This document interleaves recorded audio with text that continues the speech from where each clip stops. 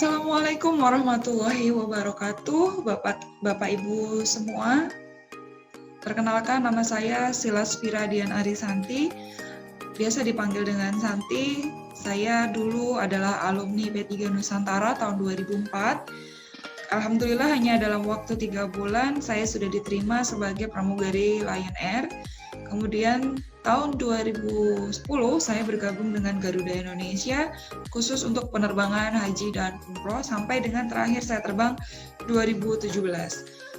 Saat ini saya bergabung dengan P3 Nusantara sebagai salah satu tenaga pengajar yang menyampaikan materi tentang keselamatan penerbangan atau biasa kami sebut dengan flight safety. Sekaligus saya juga sebagai bagian dari kesiswaan, di mana tugas saya adalah memantau perkembangan siswa secara mental tentunya dan juga menerima konsultasi dan konseling. Baik, pada kesempatan kali ini langsung saja Bapak Ibu sebagai partner tentu membutuhkan banyak informasi mengenai product knowledge dari P3 Nusantara tercinta ini.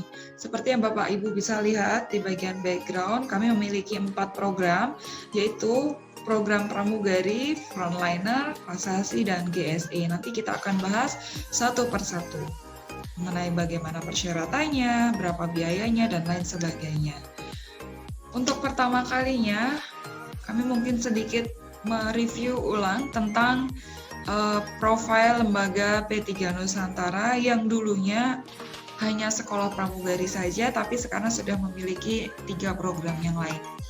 Baik, sekolah ini didirikan secara bersama-sama gitu ya oleh Ibu Sri Indaryati, didukung oleh banyak pejabat airlines, pejabat bandara, para akademisi, dan mantan pramugari-pramugara yang berkomitmen untuk membuat sekolah yang programnya menitik beratkan pada perkembangan mental, attitude, dan karakter building. Berdiri sejak tahun 2002, tepatnya pada tanggal 22 April, lahirlah sekolah ini. Yang mendirikan saat itu adalah Ibu Sri Indaryati, kami biasa memanggil beliau dengan sapaan Bunda, bersama-sama dengan Ayah Isa Iskandar Usman, yang saat ini Ayah Isa Iskandar menjabat sebagai Direktur Utama dan Ibu Sri Indaryati sebagai Direktur Operasional. Sekolah ini sudah lengkap sekali legalitasnya Bapak Ibu, jadi tidak perlu khawatir lagi mengenai surat izin operasionalnya dan lain-lain. Bahkan kami sudah terakreditasi A sejak tahun 2009. Artinya apa Bapak Ibu? Artinya sudah tidak perlu diragukan lagi kualitas kami, legalitas kami. Kemudian apa saja sih prestasi dari P3 Nusantara ini sehingga membuat kita semua menjadi merasa bangga menjadi bagian dari P3 Nusantara. Bapak Ibu, ini semua ada di buku profil P3 Nusantara. Nanti jika Bapak Ibu menghendaki buku profil ini bisa di-download secara gratis, baik melalui website P3 Nusantara di www.p3nusantara.co.id, atau jika Bapak Ibu ingin, nanti bisa kami kirimkan melalui WhatsApp Bapak Ibu semuanya. Baik, fasilitas yang akan didapatkan oleh siswa-siswi kami cukup lengkap. Kami memiliki simulasi kabin pesawat, laboratorium komputer, perpustakaan, dan lain sebagainya. Ini adalah foto asrama dari tampak depan Bapak Ibu. Jadi asramanya ini terpadu, asrama, kantor, dan kampus menjadi satu. Sehingga di masa pandemi ini tentu menjadi sebuah keunggulan tersendiri karena bisa dibilang anak-anak memiliki akses terbatas untuk bertemu dengan orang yang ada di luar asrama. Sangat meminimalkan mereka bertemu dengan orang lain. Kemudian mereka akan mendapatkan transportasi, di mana transportasi ini akan kami fasilitasi secara gratis untuk seluruh kegiatan yang terkait dengan pelatihan P3 Nusantara. Contohnya pengenalan budaya, kemudian kegiatan outbound, kemudian kegiatan recovery, apa itu outbound nanti akan saya jelaskan juga. Kemudian di asrama ini juga disediakan tempat ibadah sehingga anak-anak nantinya juga akan belajar mengaji bersama. Untuk yang belum bisa mengaji, bisa belajar mengaji, tadarusan. Setiap malam Jumat biasanya kami jaga membaca Yasin dan zikir bersama, sholat berjamaah 5 waktu untuk yang beragama Islam. Lalu kemudian kami juga menyediakan ruang makan, tempat belajar. Kamar asrama ini Bapak Ibu sebelum pandemi, 1 kamar, itu untuk yang kamar ukuran kecil, isinya 2-3 orang. Untuk kamar yang ukuran besar, isinya adalah 4 sampai dengan maksimal 5 orang. Namun pada saat pandemi ini, kami mengambil kebijakan terkait dengan social distancing juga, meskipun mereka bisa dibilang terisolasi di dalam satu asrama, tapi kami tetap menjaga, sehingga untuk kamar yang ukuran kecil hanya untuk 1 orang.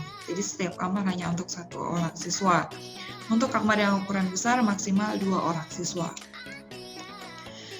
Nah, bagi calon siswa-siswi yang merasa kebanyakan memiliki keluhan saya berjerawat, kemudian ada bekas luka dan lain-lain, di sini kami menyediakan klinik kecantikan dan untuk perawatan kulit khususnya mereka yang memiliki masalah dengan jerawat.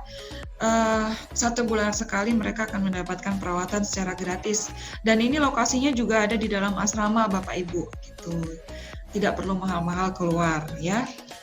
Lanjut lagi, kami juga menyediakan laboratorium dan perpustakaan. Laboratorium komputer dan perpustakaan ini tentu fungsinya adalah untuk menunjang peningkatan pengetahuan siswa, wawasan dan ilmu, update mengenai dunia penerbangan dan ilmu lainnya yang mereka perlukan.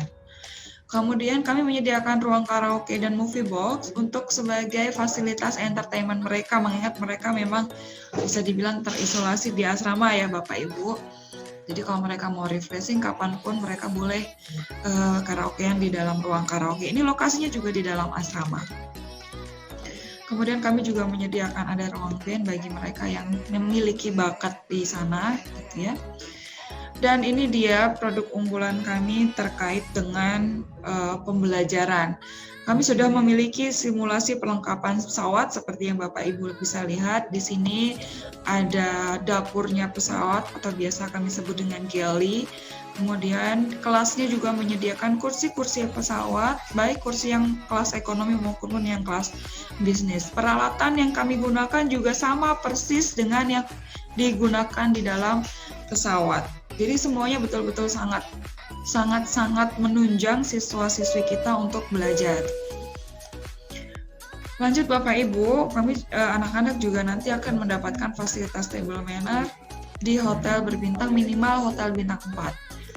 Di sini mereka akan dilatih untuk mengenal etika makan secara internasional, supaya suatu hari jika biasanya nih Bapak Ibu, menurut pengalaman saya nih sebagai pramugari, kalau pas kami lagi terbang di luar negeri gitu, kami sering mendapat undangan dari KBRI untuk makan malam bersama di kedutaan, biasanya seperti itu, sehingga kita tahu etikanya bagaimana. Lalu kemudian anak-anak juga akan belajar berenang oleh instruktur yang tentunya berpengalaman. Ini tidak hanya sekedar berenang, tentu kami akan mengajarkan berbagai macam teknik-teknik penyelamatan khususnya di dunia penerbangan ya. Kalau misalnya tiba-tiba pesawatnya mengalami keadaan darurat yang diharuskan mendarat di laut misalnya gitu ya. Jadi sebagai pramugari harus bisa berenang. Kemudian ada jungle survival, ini sangat penting sekali Bapak Ibu. Jungle survival itu adalah kemampuan dasar bagi kita untuk bertahan hidup di dalam hutan. Nah, program ini juga terkait dengan pembentukan mental, bukan hanya sekedar belajar tentang bagaimana bertahan hidup, tapi juga bagaimana meningkatkan, membuat ketahanan mental anak-anak, ketahanan fisik anak-anak juga semakin mumpuni. Tidak main-main Bapak Ibu, kami mengundang para ahli di Jungle Survival ini dengan para pembina dari tim SAR Daerah Istimewa Yogyakarta. Jadi langsung dibimbing oleh beliau yang memang profesional di bidangnya. P-Flat ini adalah semacam pembentukan mental juga, kegiatan, ada outbound, aktivitas team building, kemudian personality building. Nah, di sini sangat bagus sekali. Biasanya kami juga meminta bantuan bekerja sama, bila Bapak Ibu bisa lihat, untuk kedisiplinan anak-anak dilatih langsung oleh pasukan khas TNI Angkatan Udara di Yogyakarta ini, Bapak Ibu. Ini adalah kegiatan recovery. Recovery itu adalah kegiatan refreshing untuk membangkitkan kembali semangat siswa yang mungkin udah mulai jenuh dengan pembelajaran gitu ya, dengan berbagai macam kegiatan outbound, permainan. Tapi tidak hanya sekedar permainan saja. Di sini nanti mereka akan dibangkitkan motivasinya supaya mereka bersemangat lagi. Dan biasanya nanti akan ada senior-senior yang kami undang untuk memberikan sharing dan pengalaman mereka, memberikan motivasi untuk adik-adik kelas mereka. Di sini juga kami akan memberikan rafting. Hanya saja Bapak Ibu, untuk rafting ini nanti opsional, situasional maksud kami. Jadi ini bukan kegiatan yang wajib. Jika memungkinkan untuk rafting ini tentu akan kami berikan. Bisa dibilang hampir wajib gitu ya. Hanya saja seperti sekarang kondisi pandemi tidak memungkinkan. Jadi ini bukan kegiatan yang pasti, hanya saja hampir pasti. Jadi melihat situasi dan kondisi. Kadang-kadang juga arus sungai mungkin terlalu deras atau bagaimana, nah itu menyesuaikan. Ini adalah salah satu kegiatan yang situasional. Nah, Bapak Ibu, biasanya juga ada calon siswa yang bertanya terkait dengan kendala mereka dengan bentuk tubuh idealnya. Ada yang mungkin kurang tinggi, saya tingginya hanya 157 atau 158 gitu ya. Bapak Ibu tidak perlu khawatir, kami memiliki program juga untuk pembentukan tubuh ideal. Selain tinggi badan, juga berat badan, kami juga ada programnya dan langsung dibina oleh personal trainer yang cukup profesional. Dan personal trainer ini kami biasa manggilnya Coach Game. Beliau juga tinggal di asrama sehingga mampu mengawasi anak-anak baik dari segi aktivitas fisiknya maupun dari segi konsumsinya, makanan yang mereka konsumsi. Begitu. Ini juga salah satu kegiatan yang tidak wajib alias kegiatan ekstra, bisa dibilang begitu ya Bapak Ibu, yoga dan karate. Karena instrukturnya mengundang dari luar sehingga semasa pandemi ini juga kami tidak mau mengambil risiko untuk ada istilahnya hubungan dengan orang luar asrama begitu. Bersepeda dan refreshing ini tujuannya Bapak Ibu bisa baca untuk mengkerapkan siswa dan mengenal Jogja di waktu malam hari. Ini bersepeda ini dipimpin oleh pembina dan juga biasanya Ayah Isa juga ikut mendampingi anak-anak untuk keliling di sekitar Jogja. Ada kegiatan pentas seni juga Bapak Ibu, ini gunanya adalah untuk mengasah bakat anak-anak sekaligus juga meningkatkan rasa percaya diri, kemudian juga meningkatkan, karena ini meningkatkan sistem organisasional skill-nya mereka gitu ya. Karena kegiatan ini mereka akan merancang sendiri sehingga mulai dari pembentukan panitia sampai dengan pentas seni dilaksanakan.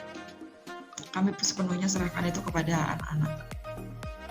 Ada kegiatan kepedulian sosial, ini dulu sebelum pandemi ya Bapak Ibu, kami setelah pandemi ya mohon dimaklumi karena kegiatan ini juga bersentuhan dengan orang lain di luar asrama. Ini biasanya kami mengadakan di Pasar Beringharjo, di panti sosial, di panti asuhan, di panti cacat ganda, gitu ya. Tapi ini bagus sekali program ini untuk mengasah kepekaan sosial mereka. Nah, ini juga salah satu prestasi kebanggaan kami, di mana kami adalah satu-satunya lembaga pelatihan yang selalu mendapat undangan untuk mengikuti upacara bendera 17 Agustus setiap tahunnya. Lagi-lagi karena kondisi pandemi sehingga tahun lalu terpaksa memang kami tidak mengikuti upacara ini, begitu. Karena upacara ini memang diadakan secara internal oleh pemerintah daerah.